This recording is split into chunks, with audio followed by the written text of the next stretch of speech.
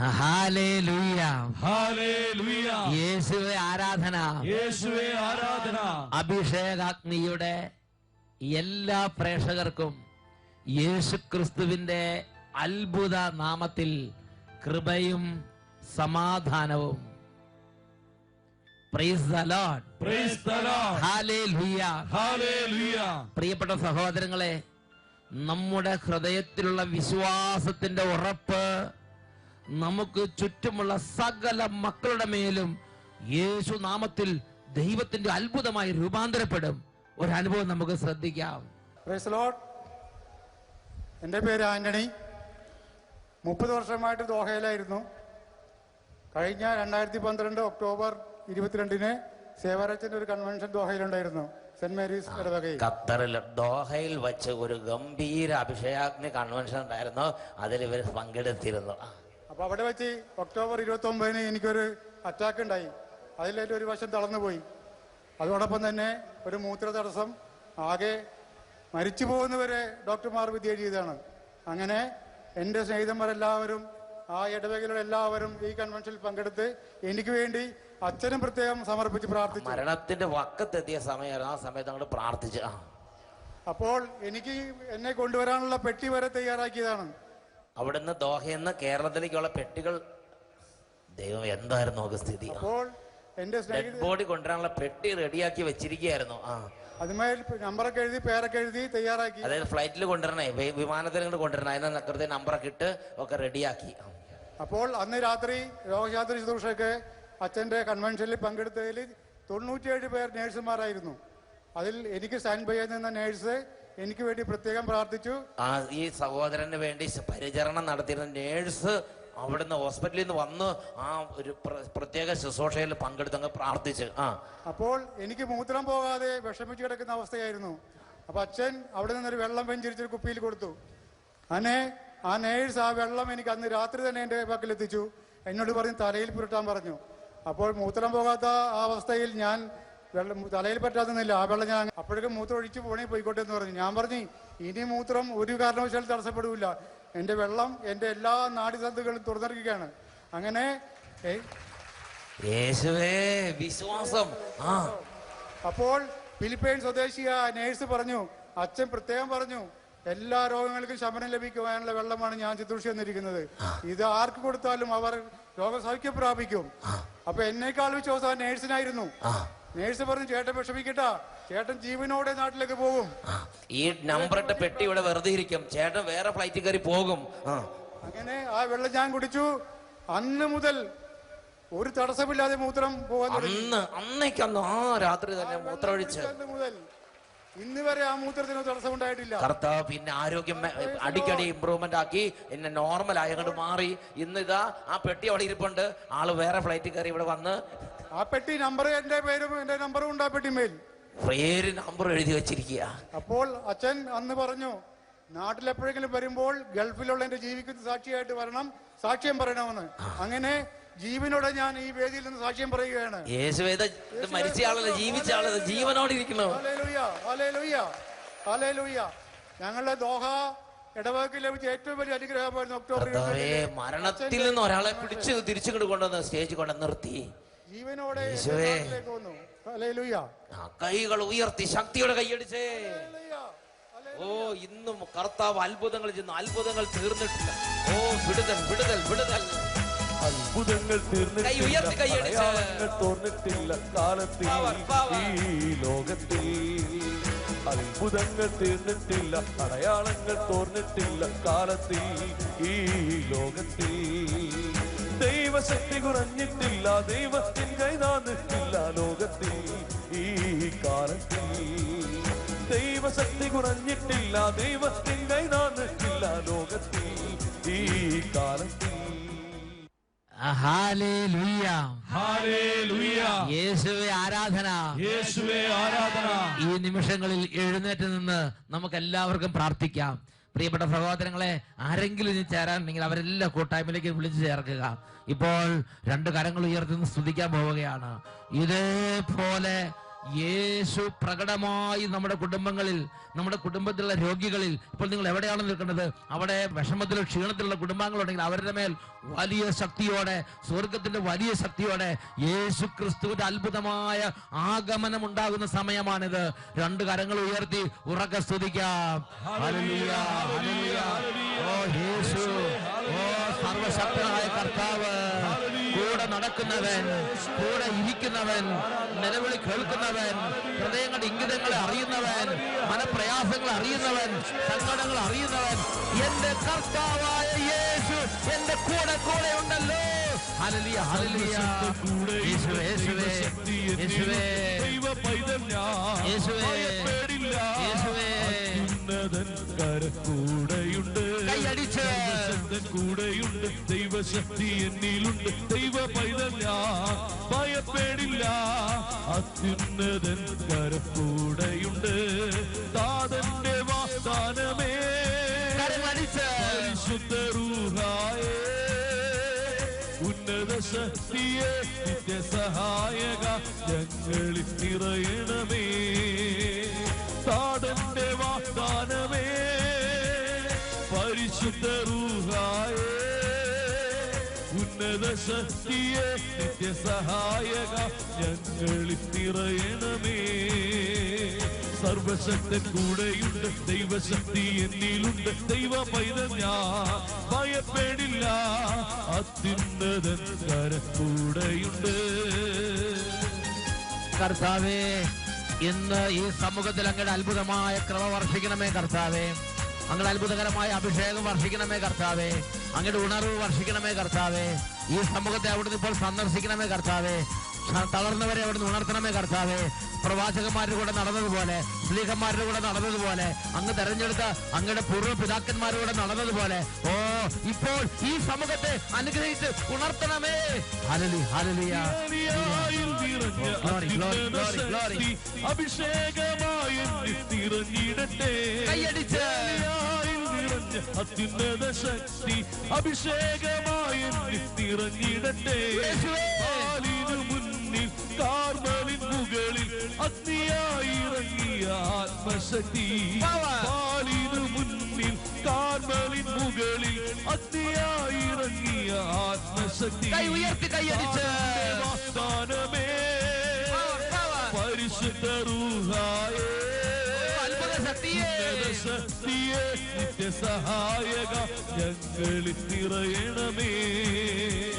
താതന്റെ വാഗ്ദാനമേ, പരിശുദ്ധ റൂഹായേ, ഉന്നത ശക്തിയെ, നിത്യസഹായക, ഞങ്ങളിൽ നിറയണമേ, ഞങ്ങളിൽ നിറയണമേ, ഞങ്ങളിൽ നിറയണമേ. രണ്ട് കരങ്ങൾ ഉയർത്തി എല്ലാ മക്കളും ഉറക്കെ സ്തുതിക്കുന്നു.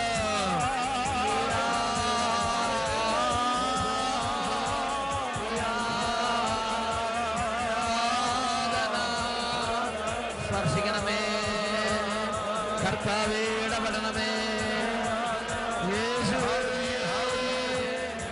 യേശുവേ.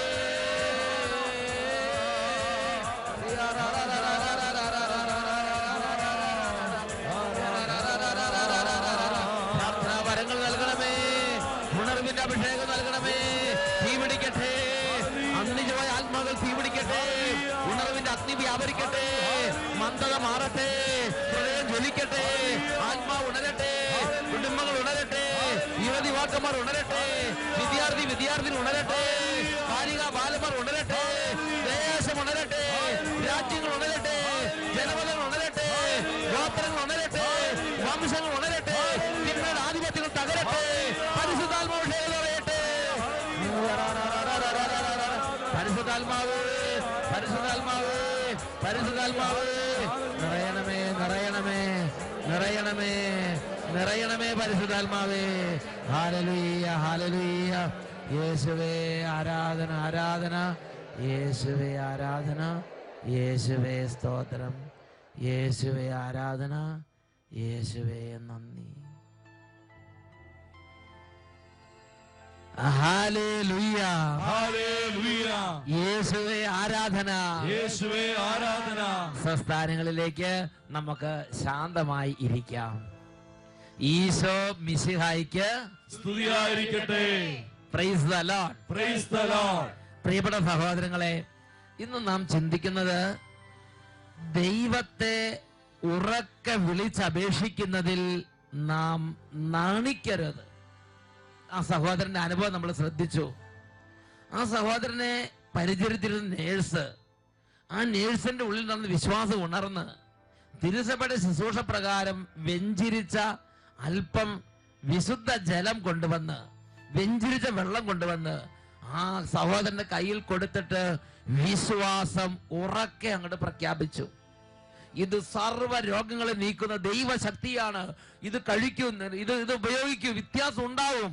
അത് ചുറ്റുമുള്ളവർ കേൾക്കുന്ന പോലെ, അത് ആ മനുഷ്യന് മനസ്സിലാകുന്നത് പോലെ, ആ മരണത്തിന്റെ വക്കത്ത് കിടന്ന ആ മനുഷ്യന്റെ ജീവനെ ദൈവം തിരിച്ചു കൊണ്ടുവരുന്ന ഉറപ്പോടെ ആ മകളത് പറഞ്ഞു. പ്രിയപ്പെട്ട സഹോദരങ്ങളെ, ആ സമയം ദൈവശക്തി ആ ശരീരത്തിലേക്ക് ഇറങ്ങുകയാണ്. ഇത് ഞാൻ മനസ്സിലാക്കുന്നത്, നമ്മുടെ ഉള്ളിൽ ദൈവം നമുക്ക് നൽകിയിരിക്കുന്ന വിശ്വാസത്തിന്റെ ഉറപ്പ് നമുക്കും ചുറ്റുമുള്ള അനേകർക്കും അനുഗ്രഹമാണ്. ഞാനൊരു അനുഭവം അപ്പോസ്തല പ്രവർത്തനങ്ങൾ കാണുന്നുണ്ട്. അപ്പോസ്തല പ്രവർത്തനം 14 അധ്യായം 8 മുതൽ 11 വരെയുള്ള തിരുലിഖിതങ്ങൾ. വിശുദ്ധ പൗലോസ് ശ്ലീഹ ലിസ്ത്ര എന്ന് പറയുന്ന പ്രദേശത്ത് വചനം പ്രസംഗിക്കുകയാണ്. ഏത് സ്ഥലത്താണ്? ലിസ്ത്ര എന്ന് പറയുന്ന സ്ഥലത്ത് വചനം പ്രഘോഷിച്ചുകൊണ്ടിരിക്കുകയാണ്. ആ വചന ഭാഗം ഒന്ന് വായിച്ചു കേൾപ്പിച്ചു തരാം. 14 അധ്യായത്തിലെ 8-ാമത്തെ വാക്യത്തിലാണ് നാം അത് കാണുന്നത്.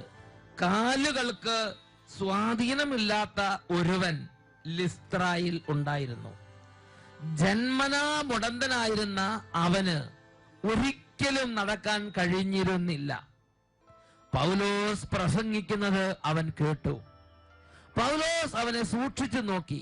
സൗഖ്യം പ്രാപിക്കാൻ തക്ക വിശ്വാസം അവനുണ്ടെന്ന് കണ്ട് പൗലോസ് ഉച്ചത്തിൽ വിളിച്ചു പറഞ്ഞു, കാലുറപ്പിച്ച് എഴുന്നേറ്റ് നിൽക്കുക. Hallelujah, hallelujah. ഇത് രഹസ്യത്തിൽ ഒരു മുറിയിൽ വെച്ച് പൗലോസ് ശ്ലീഹായും ആ മുടന്തനും മാത്രമുള്ള സമയത്ത് പറയണതല്ല. ചുറ്റും വലിയൊരു പുരുഷാരം തിങ്ങിക്കൂടിയിരിക്കുകയാണ്.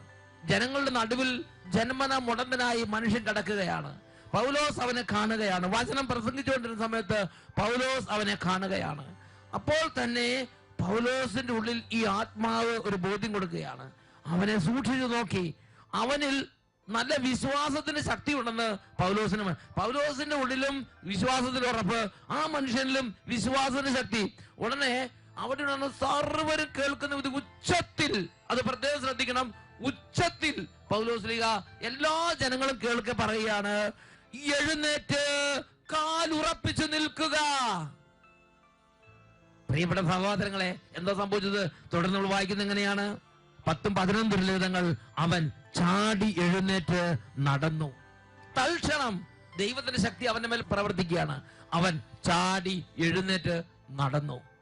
പ്രിയപ്പെട്ട സഹോദരങ്ങളെ, ഉടനെ അവിടെ ഉണ്ടെന്ന ആളുകളെല്ലാം കൂടെ കൂടി, ഇത് അവരുടെ ജീവിതം ആദ്യം കാണും ഇങ്ങനത്തെ ഒരു സംഭവം. ഉടനെ അവിടെ എല്ലാവരും കൂടെ കൂടി പൗലോസിനെയും സീലാസിനെയും 2 ദേവന്മാരായി ചിത്രീകരിച്ച് അവരെ ആരാധിക്കാൻ, അവരെ വണങ്ങാൻ ശ്രമിക്കുന്ന രംഗമാണ് തുടർന്ന് കാണുന്നത്. എനിക്കതിൽ ഇഷ്ടപ്പെട്ടത്, ജനങ്ങളെല്ലാം നിൽക്കുമ്പോൾ അവരുടെ മുമ്പിൽ വെച്ച് ഉറക്കെ അങ്ങോട്ട് പറയുക. ഞാൻ ആ സമയത്ത് ചിന്തിച്ചു നോക്കി, ദൈവമേ, ഞാനാണെങ്കിൽ എനിക്ക് സത്യം പറഞ്ഞാൽ ആളുകളെല്ലാം അങ്ങനെ ചുറ്റും കൂടി നിൽക്കുമ്പോൾ ആ രോഗി അവിടെ കിടക്കുന്ന സമയത്ത് അങ്ങോട്ട് നേരിട്ട് കൽപ്പിക്കാൻ ഒരു തുറവിയില്ലായ്മ, എന്തോ ഒരു തുറവിയില്ലായ്മ. പ്രിയപ്പെട്ട സഹോദരങ്ങൾ, അപ്പൊ ഞാൻ ചിന്തിച്ചെന്നറിയോ, നമ്മള് ഇതെല്ലാം ഇങ്ങനെ ഉറക്കെ എല്ലാവരുടെ മുമ്പ് വെച്ച് പറയേണ്ട കാര്യമില്ല. അങ്ങനെയായിരുന്നു എൻ്റെ ഒരു ചിന്ത. നമ്മളങ്ങനെ ഉറക്കെന്ന് പറഞ്ഞത്, നമ്മൾ പ്രാർത്ഥിക്കാനുള്ള ഹൃദയം കൊണ്ട് ദൈവത്തോട് നേരിട്ട് പറഞ്ഞാൽ മതി. നമ്മളിപ്പം എല്ലാവരും മുമ്പിൽ വെച്ച് ഉറക്കൊന്നും കൽപ്പിക്കേണ്ട ആവശ്യം ഉണ്ടായിരിക്കില്ലായിരിക്കും.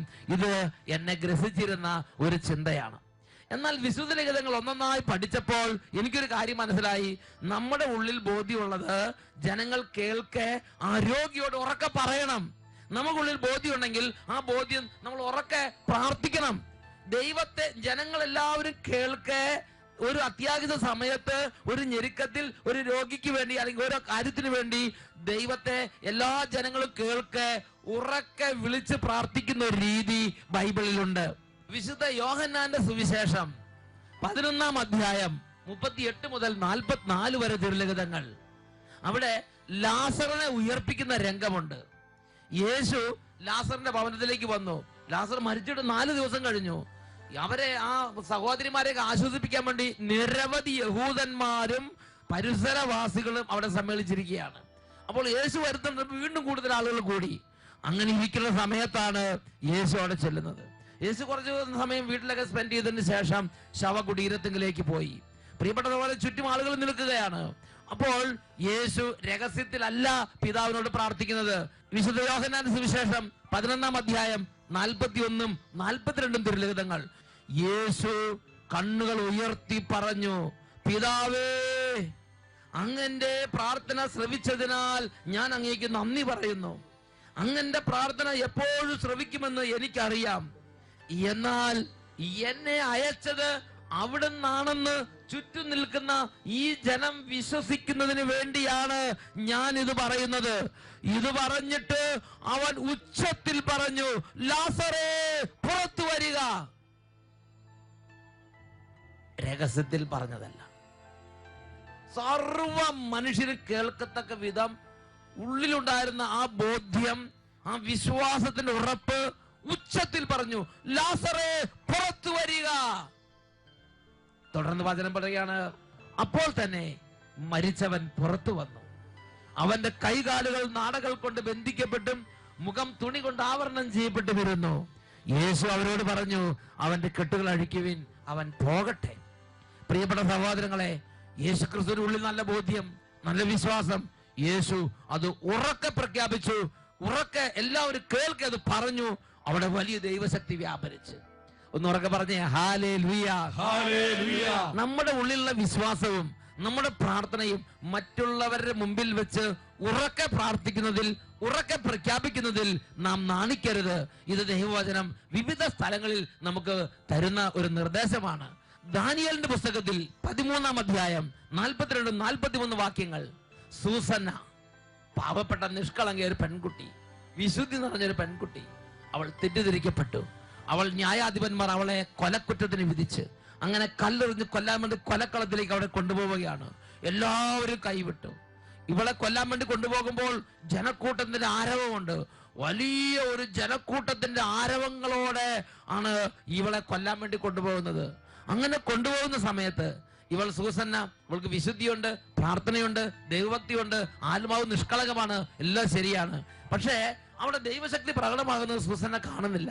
അപ്പോൾ സൂസന്ന ആത്മാവിന്റെ ഒരു ഉണർവിൽ ഒരു കാര്യം ചെയ്തു. അതാണ് 42-ഉം 43-ഉം വാക്യങ്ങളിൽ നമ്മൾ വായിക്കുന്നത്. അപ്പോൾ സൂസന്ന അത്യുച്ചത്തിൽ നിലവിളിച്ചു, നിത്യനായ ദൈവമേ, രഹസ്യങ്ങൾ അറിയുന്നവനെ, വിവേചിക്കുന്നവനെ, വസ്തുതകൾ ഉണ്ടാകുന്നതിന് മുമ്പ് തന്നെ അവയെ അറിയുന്നവനെ, ഇവർ എനിക്കെതിരായി കള്ളസാക്ഷ്യം പറഞ്ഞെന്ന് അങ്ങ് അറിയുന്നുവല്ലോ. ഞാനിതാ മരിക്കാൻ പോകുന്നു. എങ്കിലും എനിക്കെതിരെ ദുഷ്ടതയോടെ ആരോപിച്ചിരിക്കുന്ന ഈ കാര്യങ്ങളൊന്നും ഞാൻ ചെയ്തിട്ടില്ല. കർത്താവ് അവളുടെ നിലവിളി കേട്ടു. പ്രിയപ്പെട്ട സഹോദരങ്ങളെ, ഈ ജനക്കൂട്ടങ്ങളെല്ലാം നിൽക്കുന്ന സമയത്ത് ഞാനിങ്ങനെ ദൈവത്തോട്, ജീവിക്കുന്ന ദൈവത്തെ ഇങ്ങനെ ഉറക്കെ പ്രാർത്ഥിക്കുന്നത് നാണക്കേടായിരിക്കുമല്ലോ. ഞാനിപ്പോ ഒരു കുറ്റവാളിയാണ്, ഞാൻ കൊല്ലാൻ കൊണ്ടുപോവുകയാ, എന്റെ നിഷ്കളങ്കത ആരും മനസ്സിലാക്കുന്നില്ല. ഈ ചുറ്റും നിൽക്കുന്ന എല്ലാവരും ഞാൻ ഒരു തെറ്റുകാരിയാണെന്ന് 100% വിശ്വസിച്ചിരിക്കുക. അവരുടെ മുമ്പില് ആ സൂസന്നയ്ക്ക് ഭയമോ നാണമോ പേടിയോ ഇല്ല. അവൾ ഉറക്കെ വിളിക്കുക, നിത്യനായ പിതാവേ, ഇത് അങ്ങ് അറിയുന്നുവല്ലോ, ഇത് അങ്ങ് കാണുന്നുവല്ലോ, ഉറക്കെ വിളിക്കുകയാണ്. തൽക്ഷണം സ്വർഗത്തിൽ നിന്ന് ശക്തി വെളിപ്പെട്ടു. ആ ദാനിയേലിന്റെ നിഷ്കളങ്കമായ ആത്മാവിനെ കർത്താവ് ഉണർത്തി. അവിടെ വലിയ കാര്യങ്ങൾ സംഭവിച്ചു. അവസാനം അവളുടെ നിരപരാധിത്വം തെളിയിക്കാൻ ദൈവം പ്രകടമായി സമൂഹത്തിൽ ഇടപെടുകയും ഈ നിഷ്കളങ്കയായ ഈ സൂസന്നയെ കൊലക്കുറ്റത്തിന് വിധിച്ച ആ ന്യായാധിപന്മാരെ ഇവൾക്ക് എന്ത് ശിക്ഷ വിധിച്ചോ അതേ ശിക്ഷയാൽ അവരെ ജനം കൊന്നുകളഞ്ഞു. അതല്ലേ പിന്നത്തെ കാണുന്ന നമ്മൾ സത്യം.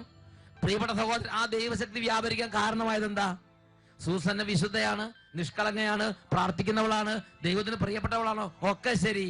ഉച്ചത്തിൽ സമൂഹത്തിന്റെ മധ്യേ, സമൂഹത്തിന്റെ നടുവിൽ ഉച്ചത്തിൽ താൻ വിശ്വസിക്കുന്ന ദൈവത്തെ വിളിച്ചപേക്ഷിക്കുന്നതിൽ അവൾ ഉത്സുകയായിരുന്നു.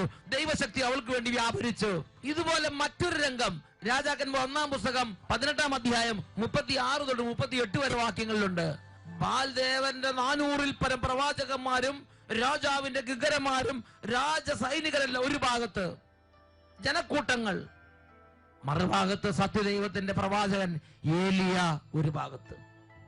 പ്രിയപ്പെട്ട സഹോദരങ്ങളെ, അവർ ആരവങ്ങൾ മുഴക്കുന്നു, അവരുടേതായ ഭീഷണികൾ, അവരുടേതായ കോലാഹലങ്ങൾ എല്ലാം നടക്കുകയാണ്. ഇവിടെ ഒരാൾ ഒറ്റയ്ക്ക് നിൽക്കുകയാണ്.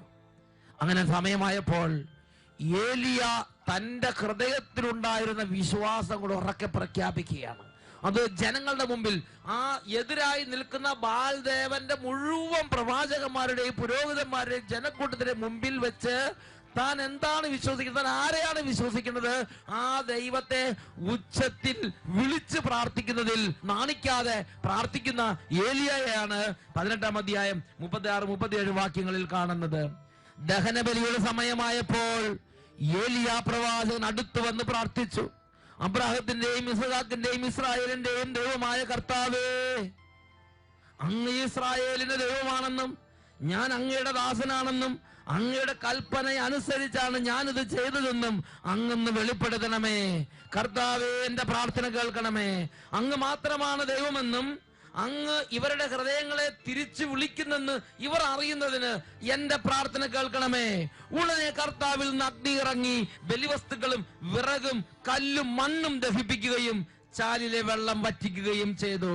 ഇത് കണ്ട് ജനങ്ങൾ സാഷ്ടാംഗം വീണ് ഏകദൈവത്തെ ആരാധിച്ചു, സത്യദൈവത്തെ ആരാധിച്ചു. ഉറക്കെ പറഞ്ഞേ ഹല്ലേലൂയ, ഹല്ലേലൂയ. പ്രിയപ്പെട്ട സഹോദരങ്ങളെ, ഏലിയ പരിശുദ്ധനാണ്. ഏലിയ ദൈവത്തിന് പ്രിയപ്പെട്ടവനാണ്, ദൈവത്തിന്റെ കണ്ണിലുണിയാണ്, നിഷ്കളങ്കനാണ്, പ്രാർത്ഥനയുള്ള ആളാണ്, കൃപയുള്ള ആളാണ്, ശക്തിയുള്ള ആളാണ് എന്ന് പറഞ്ഞിട്ട് അവിടെ നിശബ്ദം നിൽക്കുന്ന സമയത്തല്ല, ആദരം തുറന്ന് സർവ്വജനങ്ങളുടെ മുമ്പിൽ വെച്ച്, എതിരാളികളുടെ മുമ്പിൽ വെച്ച് ഉച്ചത്തിൽ അറിയാവുന്ന വിശ്വാസ ബോധ്യങ്ങളെല്ലാം ഉറക്കെ ദൈവത്തെ വിളിച്ച് പ്രാർത്ഥിച്ച സമയത്ത് ദൈവശക്തി വെളിപ്പെട്ടു. അനേകർ ദൈവത്തിലേക്ക് തിരിയാനിട വന്നു. ഒന്നുറക്കെ പറഞ്ഞേ ഹല്ലേലൂയ.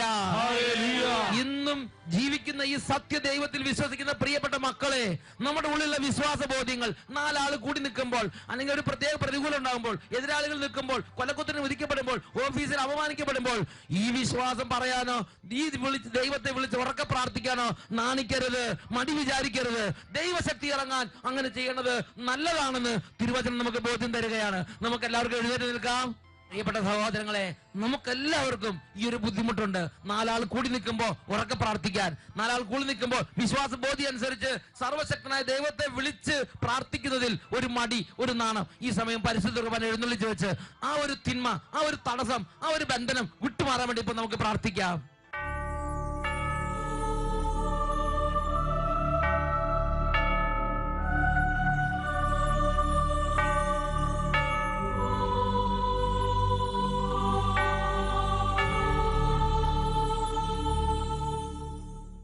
Hallelujah, hallelujah. പ്രിയപ്പെട്ട സഹോദരങ്ങളെ, നമ്മുടെ ജീവിതത്തിൽ, വിശ്വാസ ജീവിതത്തിലുള്ള നാണം, മറ്റുള്ളവരുടെ മുമ്പിൽ ഉറക്കെ യേശുവിന്റെ നാമം വിളിച്ച് പ്രാർത്ഥിക്കാൻ, വിശ്വാസത്തിന്റെ ഉറപ്പിൽ ശുശ്രൂഷയുള്ള നാണം, ലജ്ജ, വൈക്ലഭ്യം ഇത് വിട്ടുപോകട്ടെ. 2 കരങ്ങൾ ഉയർത്തിപ്പിടിക്കുക, ഈശോയിലേക്ക് നോക്കുക, ഉറക്കം നിലവിളിക്കുക. Hallelujah, hallelujah. യേശുവേ, ബന്ധനങ്ങൾ അഴിയട്ടെ, അടിമത്തങ്ങൾ മാറട്ടെ, യേശുവിന്റെ നാമത്തിൽ വിടുതൽ പ്രാപിച്ചു. യേശു നാമത്തിൽ വിടുതൽ. അടിമത്തങ്ങൾ മാറട്ടെ, യേശുവിന്റെ നാമത്തിൽ വിടുതൽ. വിശ്വാസത്തിന് തടസ്സമേൽക്കുന്ന രീതികളെ, ശക്തികളെ ഇപ്പോൾ കൂട്ടത്തോടെ വിട്ടുപോകുക. യേശുവിന്റെ നാമത്തിൽ വിടുതൽ പ്രാപിച്ചിടട്ടെ. ബന്ധനങ്ങൾ അഭിഷേകം പ്രാപിക്കാൻ തടസ്സങ്ങൾ ശൂന്യവിധമാകട്ടെ. വിടുതൽ പ്രാപിച്ചിടട്ടെ. കുടുംബങ്ങൾ വിടുതൽ പ്രാപിക്കട്ടെ. യുവതിവാക്കന്മാർ വിടുതൽ പ്രാപിക്കട്ടെ. നാമത്തിൽ വിടുതൽ പ്രാപിച്ചിടട്ടെ. ബന്ധനങ്ങൾ അഴിയട്ടെ, അടിമത്തങ്ങൾ മാറട്ടെ, യേശുവിന്റെ നാമത്തിൽ വിടുതൽ പ്രാപിച്ചിടട്ടെ. യേശുവിന്റെ നാമത്തിൽ വിടുതൽ പ്രാപിച്ചിടട്ടെ. യേശുവിന്റെ നാമത്തിൽ വിടുതൽ പ്രാപിച്ചിടട്ടെ. യേശുവിന്റെ നാമത്തിൽ വിടുതൽ പ്രാപിച്ചിടട്ടെ. യേശുവിന്റെ നാമത്തിൽ വിടുതൽ പ്രാപിച്ചിടട്ടെ.